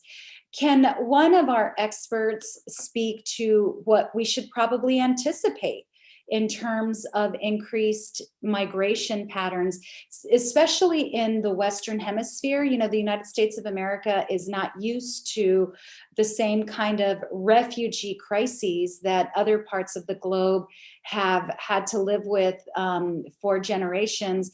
And so would really appreciate any one of our experts who might be willing to speak to this, what we should anticipate.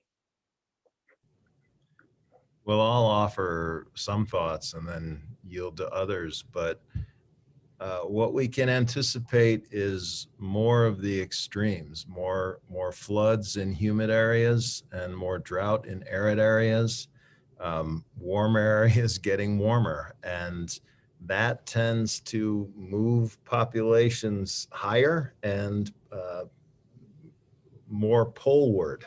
And in the United States, we're very fortunate to be sitting in a region that's climatically friendly and adaptable.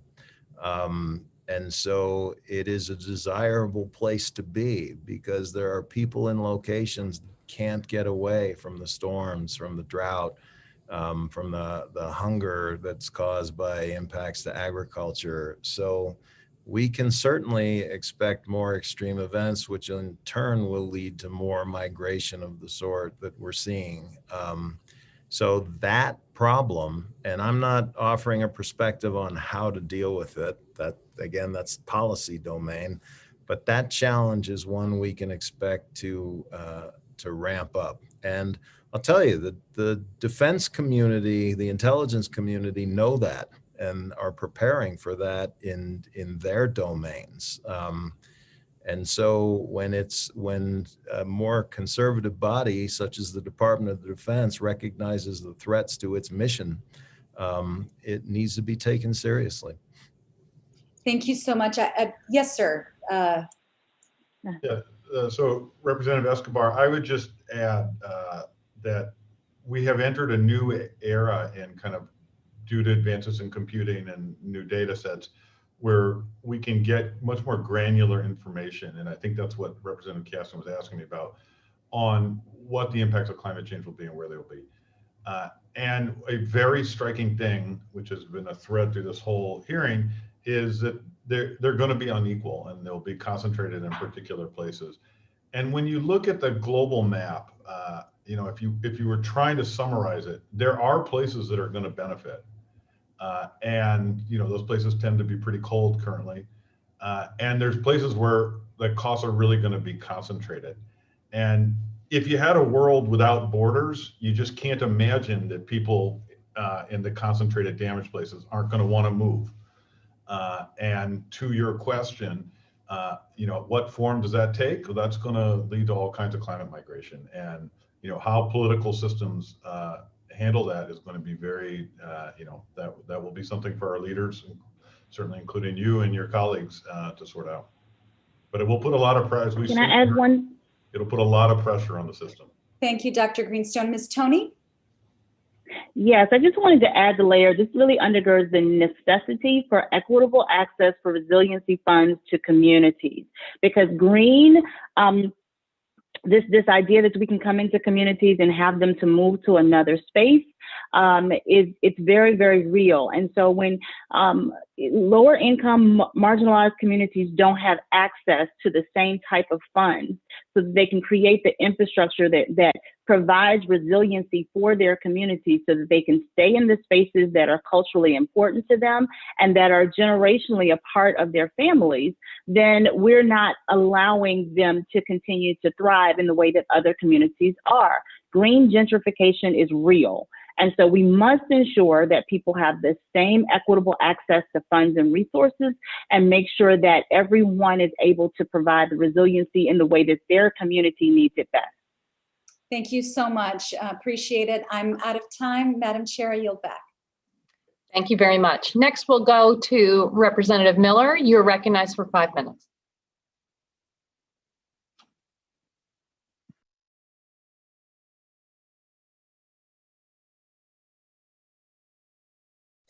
Thank you. Thank you. I have a new laptop here. I'm still learning a bit.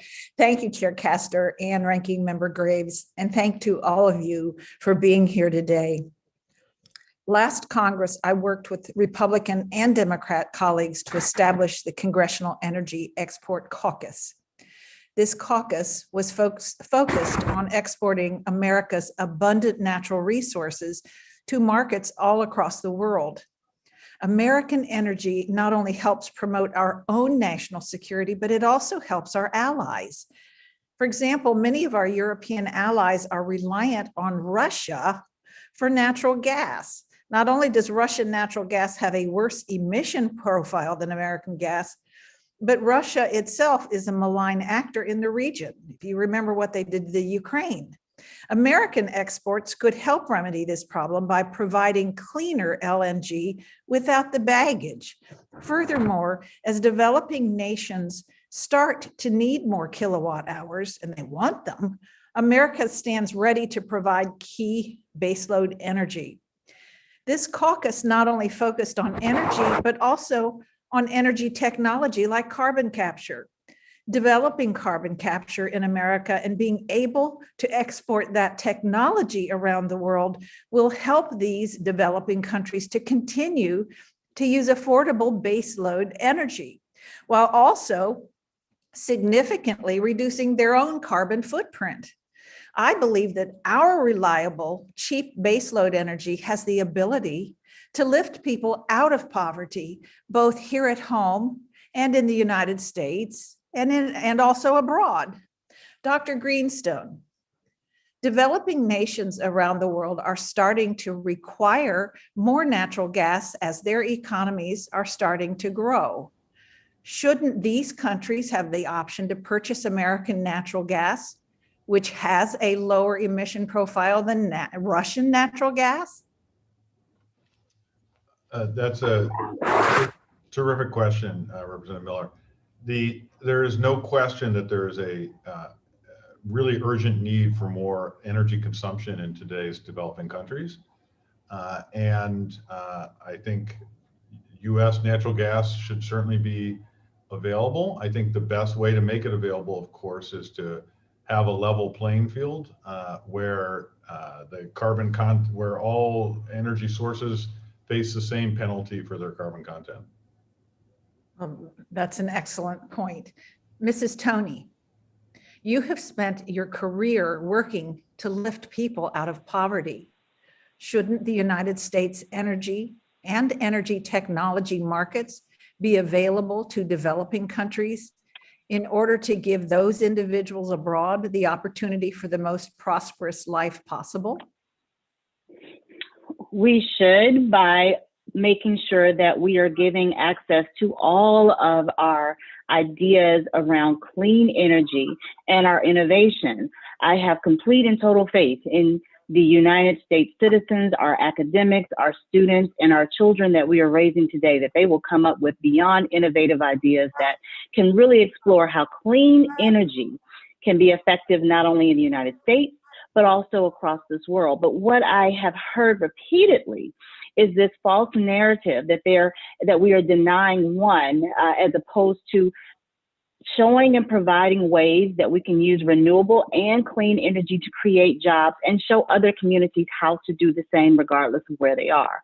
One of the things I saw this past week was a wonderful article that came out actually in 2020 that showed flaring in Nigeria from some of the same companies that we see using pollution and as a source in right off the Gulf of Mexico.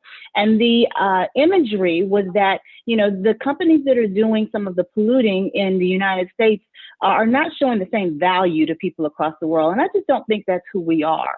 When we're talking about how we make sure that there is equitable access, but also that these polluting sources are valuing people in the same way, it's very important to have conversations with people on the ground about how they see these impacts and what's happened over the years. I've had many conversations with impoverished communities and certainly have led an impoverished community to help bring us out of that space. Go ahead. Claim my time. I'm sorry. Shifting our focus to energy poverty here in America, often the renewable standards increase the cost of electric bills for Americans. And in West Virginia, we had a renewables requirement that left people having to choose between putting food on the table and keeping their lights on because their bills tripled. Do you think that the option for reliable, cheap baseload energy is the best way to help people in poverty? To you again. Yes, let me ask first permission because I know that we are out of time, but Representative Castor, I would appreciate the opportunity to, okay. Okay, yes. Again, absolutely. I live in Mississippi, and I have been to places all over this country, and I absolutely agree we have to provide spaces. But going back to what another representative said a bit earlier about Reverend Jesse Jackson and what was happening in Illinois, one of the first things that Reverend Jackson did was seek out renewable energy sources, looking for how he could help incorporate renewable and clean energy as a beginning point for Black and Brown communities to find ways that we can have low energy costs and low energy costs that were sustainable over time. And so I want to make sure that we're telling the whole story here. As we are developing and understanding how technology can help us to have clean energy and how this can build infrastructure and community and bring us all out of the impoverished state, we have to give same value and same understanding of what the different renewable and clean energy sources can do. And I'll stop there. Thank you, ma'am. Thank you very much. Next, we'll go to Rep. Brownlee. You're recognized for 5 minutes. Thank you, Chair Castor, and this has been a great hearing, and I really appreciate you putting it together and really appreciate all who have testified. My first question is to, Dr. Greenstone. You, in your opening comments, you talked about during the Obama administration, you put together the social cost of carbon at $51 per ton of carbon. I'm just curious quickly if, fast forward, we're, a couple of years later, and I know the Biden administration will reevaluate it, but do you think there's going to be a significant difference or insignificant district or somewhat of a difference between then and now? Thank you for your question. Let me start by making a couple points. First, if you didn't change anything except the discount rate, and there's very strong reasons from the changes in international capital markets to change the discount rate. And so if you reduced it from 3% to 2%, it's a wonky thing, but it's totally justified by financial markets. That would increase the social cost of carbon from $51 to $125. Oh. Now, what is equally important is in the roughly dozen years since the social cost of carbon was, or decades since the social cost of carbon was first set, there have been tremendous advances in our understanding about climate science. Dr. Abdulati, I'm sure, can talk about that much more authoritatively than I can, but I can talk about the tremendous advances in our understanding about the economic damages from climate change, and those have also advanced greatly. Neither of those sets of advances are in the current foundation of the social cost of carbon. And I expect that both of them would lead to significant changes in the value of social cost of carbon. I was talking about the mortality, some of my work on temperature-induced mortality from climate change in my spoken testimony. Just that one sector, we're finding impacts that are about 20 times larger than what had undergirded the Obama approach.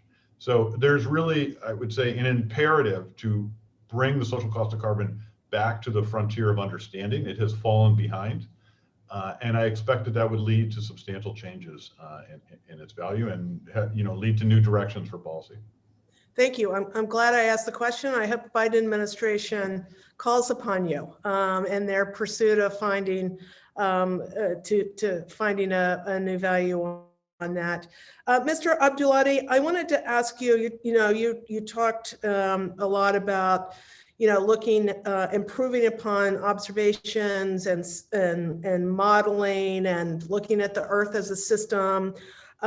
You also, I think in your opening comments, you talked about, in terms of projections, whether it's sea level rise or drought, it's reality now, so reality trumps projections. So I'm just curious to know, without having the more sophisticated tools that you believe, and I agree with you, that we need, to really be looking, in the deeper future of stuff to be able to, for policy purposes and the like. I'm just curious to know where you think, or, what are some of the areas that are most severe? We've talked a lot about sea level rise. My county, for example, my county is in California. We are a big agricultural community. We've been experiencing really bad drought for the last couple of years. My county actually is warming faster than any other county in California. So where are we based on what we know right now in terms from, reality versus projections, if that makes any sense at all? I think I understand what you're asking. And what I'll say is I mentioned earlier that, in the context of sea level rise, science tends to be conservative. If we can't confidently explain something, we don't really incorporate that. So when we've been wrong, we've usually been wrong in the underestimated direction. The disappearance of Arctic sea ice, it disappeared more rapidly than our models predicted. The rates of sea level rise, I commented earlier, we talk about what we've got some confidence in. There are wild cards out there that can certainly come into play, but we don't build those in explicitly. I think the same is true with severe weather. And to the first part of what you were saying, I think you were asking, where are the biggest touch points here? And I think severe weather that ultimately leads to droughts, floods, heat waves, storm surges in coastal areas are really where the biggest challenges are going to come from, the most costly impacts. And we're pretty good at it. If you just look at weather forecasts, we've gone from being reliable for 24 to 48 hours to 3, 4, even 5 days in some cases. But we need to go further in time, and we need to think from a climate perspective, seasonal forecasts. What's the drought forecast going to look like, and how do farmers prepare for that, right? This touches every aspect of society. And just very quickly, I ran down a litany that makes it sound like, oh gosh, the world's coming to an end and I'm a doom and gloom guy. I'm not a doom and gloom guy. The situation is dire, but it's complicated. And to the comments that others have made, other representatives, all the dimensions need to be included. The economic impacts, the environmental impacts. But I think to your point, severe weather is where it's going to hit the hardest. It's going to hit hard in sea level, but it'll hit a little more slowly. In my written testimony, there's a chart that shows the number of billion-dollar weather events for since 1980. I encourage you to look at that, because that makes very clear the impacts by weather category of the changes we're seeing. Thank you very much. And I yield back, Chair Castor. Great. Next, we'll go to Ranking Member Graves. You're recognized for 5 minutes. Thank you, Madam Chair. And I also want to thank all the witnesses. It's been really informative sitting here listening to the dialogue. So I appreciate your testimony and appreciate all the questions. Dr. Greenstone, I heard in your testimony you were talking about social cost of carbon, the calculation, and you talked about the reliance upon some sort of cost to benefit analysis in order to inform decisions, which I agree we should be making decisions based on an analysis of cost versus benefits. In some of the calculations that I've seen associated with the White House's 2035 commitment, social cost of carbon would probably be, it looks like, about quadruple the $51 a ton number. So I assume it's safe to say, to apply the principles of your testimony, that if something does exceed cost, then you would suggest that's not an appropriate path forward for us. Is that accurate? Sorry, I want to make sure I understood your question. The social cost of carbon provides a marker for the benefits of reducing a ton of CO2. Yep. So if one of the solutions proposed by the by the 2035 target would be $200 a ton, then you would suggest that that's not the right path. It's not cost effective to employ that strategy. Yeah, so I think if the costs exceed the benefits, the case for going ahead with the policy are always much weaker. Okay, and then one other thing in reading the I guess the way that the cost was developed, it's my understanding that the benefits that would accrue. So let's just make something up and say that that you were able to use a natural gas fuel to send a shipment of widgets across the ocean. So there's some degree of benefit associated with that activity, but in the social cost of carbon calculation, the benefits weren't actually included. It was only the adverse impacts. Can you explain that and why that's rational? I don't, with all due respect, I don't think that's correct, Representative Graves. Well, please correct me if I'm wrong, because No. that was my understanding from the way that the cost was developed. No, so the social cost of carbon is a summary of all of the benefits and all of the costs of climate change. And so actually in my testimony, forgive me, I believe you're from North Dakota, and North Dakota in terms of mortality will benefit because the winters are very hard. It can be, I haven't been to North Dakota in the winter, but looking at the data, the winters look very challenging. Ouch. So there will be some benefits to North Dakota for that, for sure. And well, let's not go down that rabbit hole too far. I'm from near North Dakota. I'm from South Louisiana. That's close. Oh gosh, I'm sorry. That is very similar winters. That's very embarrassing. No, I got to put a shirt on during the winters. It gets cold enough. Okay. Okay. That's terrible. No. But in answer to your question, I am so sorry about that. In answer to your question, there are benefits and costs of the changing climate, and the social cost of carbon calculates them equally, or includes them equally. Okay. I want to go back and reread what I read before, because I took away a different understanding. So another one. So I listened to your dialogue with Congressman Gonzalez in regard to the steel, and I continue, and I think on this whole committee we get in these conflicts on the committee about this issue. So talking about BCA, the whole point that I think Congressman Gonzalez was trying to make is that if we continue allowing China to do what they're doing without holding them accountable, and Dr. Abdullahi brought up the satellites, which I actually love it because China has proven to be untrustworthy on HFCs and other emissions. So I think it's an important verification tool to invest in the satellite technologies and other things to figure out where this is coming from. But if we did a BCA, that would only potentially impact the United States, not the rest of the global market. And the biggest gaping hole in what's been going on with the climate strategy is what's been happening with many of these other countries that are increasing emissions while the US and many EU countries and others are reducing. So does that make sense? And look, you're an economist, you're smarter than I am on this stuff, but I think that's the point that Congressman Gonzalez was trying to make, and it's very concerning. It's a terrific point, and I'm so smart that I confused Louisiana and North Dakota.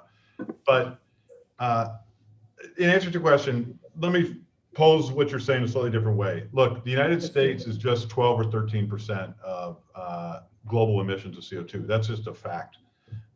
And the challenge of the climate problem is that everyone has to do something, or it's not going to work. And Representative Gonzalez, if that was his point, was making a good point, and I couldn't agree with it more.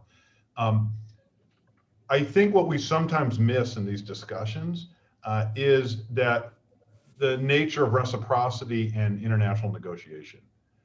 And the purpose of the United States reducing, in my view, CO2 emissions is not just to make ourselves feel better that we cleaned up our act or cleaned up our own country, but it's to make some contribution to the reduction of global emissions, but also to leverage reductions in other countries. And if you don't have that dynamic in there, it's not going to work. And I couldn't agree with you more, and I couldn't agree with Representative Gonzalez more. And fortunately, I think the track record is pretty good on that.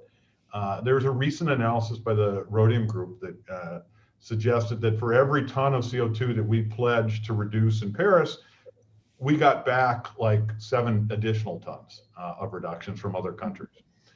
And why that's so important is that whether or not a ton is reduced in Mumbai or Moscow or Oslo or wherever, that produces the same benefit for US citizens as a reduction of a ton that took place in Detroit or Bismarck or New Orleans. And so we should be pursuing policies that generate reductions abroad. And I think a precondition for that is doing some cleaning up in our own country. That's my argument. Great, thank you. And Madam Chair, thank you. And I want to reiterate what I said at the beginning. I really do. While I don't agree with Secretary Kerry in a lot of things, I pray he is wildly successful in China, because I think it's such a key part of this overall strategy. Yield back. Great. Next, we'll go to Rep. Levin. You are recognized for 5 minutes. Thank you, Chair Castor. I do not represent either Louisiana or North Dakota. I represent a coastal district in Southern California, 2 other representatives here from coastal districts in California. And it's what you said, Dr. Abdelati. Like you, I am not a doom and gloom guy, but the situation is dire. And the impact of sea level rise in my district is not theoretical. In addition to the safety issues to our residents, we had a horrible bluff collapse in the city of Encinitas a couple of years ago. 3 people tragically died. But this threatens our entire regional economy in Southern California. I have in my district, for those that know that area, you've got one of the busiest rail corridors in the United States that connects Los Angeles and San Diego, 2 of the larger metropolitan centers in the country. It's called the Losan Rail Corridor, Los Angeles, San Diego. And I think my colleagues are probably going to hear this a few more times from me about the Losan Rail Corridor and the threat that it faces. It's $1 billion plus a year, conservatively, in terms of its impact on commerce, and parts of it are falling into the ocean. I was interested and encouraged to hear what Mr. Gillen mentioned with regard to Georgia, because I think, look, there are differences in different areas of the country, but this ought to be something we work together on. Republicans and Democrats together working on climate adaptation, climate resiliency, and I hope that we can. Dr. Abdelati, the U.S. Geological Survey projected even higher levels of climate change-driven coastal erosion in our region, in Southern California, over the next century. Can you please tell us more about projections for future sea level rise under different emission scenarios? And do you have any thoughts on the connection between sea level rise and coastal erosion? Sure. Sorry, let me bring up a couple notes. Some of this was in my written testimony, but predictions for sea level rise under the different scenarios. Let's see. So in the most modest, the most aggressive reduction in greenhouse gas emissions still puts sea level rise by 2100 at about 0.43 meters. So about a little less than 1.5 feet. And the more, or in the sort of all bets are off and let's just burn the energy, puts it at about 0.84 meters, or more than 2 feet. And the other scenarios are somewhere in between, but those are the bounds that are predicted to be likely. Again, we talk about unequivocal, very likely, as terms of how confident we are in these estimates. So even with sea level rise, likely is not a high degree of confidence. It's a reasonable degree of confidence, and that's because of the wild cards. So even though I say a couple feet by 2100, it could well be 5 or 10 feet by 2100. And I don't want to come across as, look out, it's going to be horrible. Well, 2 feet's horrible, but I want to make sure people are aware that that is potentially in the system and it can't be ignored. We're not predicting it, but it can't be ignored. Regarding coastal erosion, as the seas rise, erosion is actually more severely affected than simply the rising of the oceans. As the seas rise, as storms intensify, the coastal erosion increases substantially because it's a multiplicative effect of the two. Strong winds, rising seas, strong tides. And so we can expect an erosion that is even greater than might be suggested by simply rising the seas that height, because there's a lot more at play. And every time the tide comes in and goes out, it takes sand with it. So I think the expression of erosion is going to be more severe than one might infer from the sea level numbers themselves. Thank you for that. And if there's time, I'd like to ask you about one other thing in your testimony, and that is wildfire smoke emissions. Another huge problem in California, all throughout our state, throughout the Western United States. Do you see value in strengthening wildfire smoke emissions modeling? And if so, why? Absolutely, because the costs are tremendous. Our ability to capture them in models is still pretty limited. I liken it to weather forecasts. We save a lot of money with good weather forecasts. I think we can save a lot of lives and dollars with more robust fire forecasts. Thank you. Thank you, Chair. Yield back.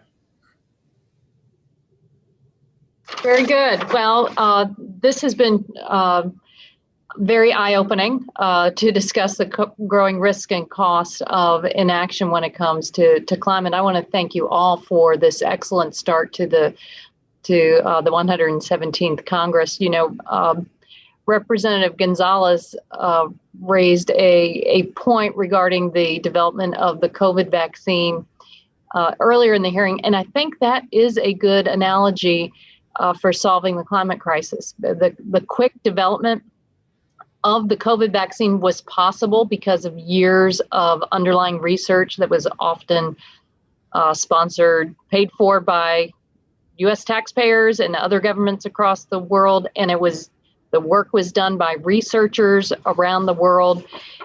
But development of the vaccine is just one step. As we've seen with COVID, the deployment of a technology is even more important, and the same is true with clean technology. And I'm hopeful that President Biden's American Jobs Plan is going to drive deployment of clean energy. So next Tuesday at noon, we're going to have our next Select Committee hearing looking at the benefits of solving the climate crisis and talk about just those things. But the witnesses have been terrific. The members have been engaged, and I appreciate that. So thank you. And without objection, all members will have 10 business days within which to submit additional written questions for the witnesses. And I ask our witnesses to respond promptly as you are able. Thank you all very much. The hearing is adjourned. Thank you all. Thank you.